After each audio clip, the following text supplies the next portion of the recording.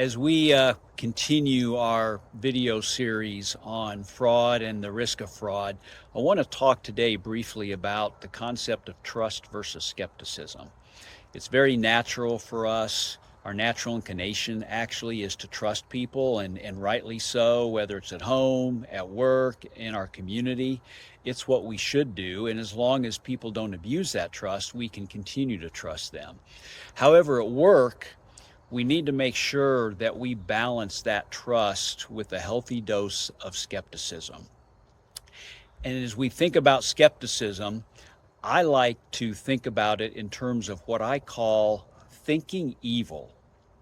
And yes, it's just what it sounds like. Thinking like a criminal. How could I get away with something if I wanted to?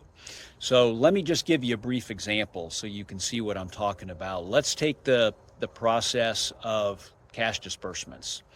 We're going to bypass the ordering of the product and all of that and get right to looking at the financial part of the system and saying, okay, if it's a new vendor, we need to enter that vendor into the system.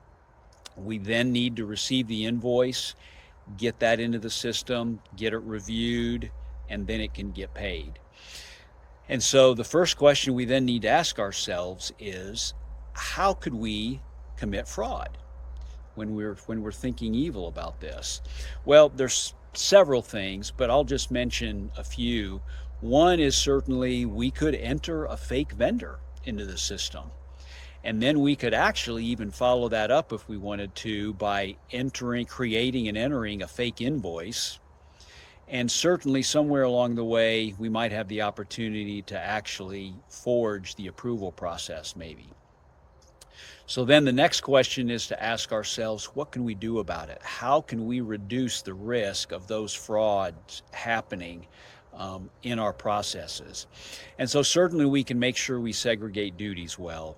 Right, so if there's somebody who enters vendors into the system, we don't want that person also entering invoices into the system or following that through the system, including paying the invoice. We also need to make sure that our team looks very closely. They're trained to look very closely at invoices because there are usually telltale signs if there is a fake invoice. And then the same thing with forgeries. One of the best ways to avoid that, though, is to do electronic approvals through an email process and in the system itself. It makes it much more difficult for anybody to overcome that part of the approval process. So as you are discussing all of this as a team, it's important to have fun with it. So let me just encourage you to go ahead and take the next step and as a team get everybody together, pick a process, and then go through the steps. So you select a process, you talk about what the steps are in that process, you think like a criminal, you think evil about it, and how could fraud occur, how could I get away with it, and then you take that final step and say, what can we do about it in order to reduce that risk? Maybe you already are, or maybe there's some things that you need to be doing differently.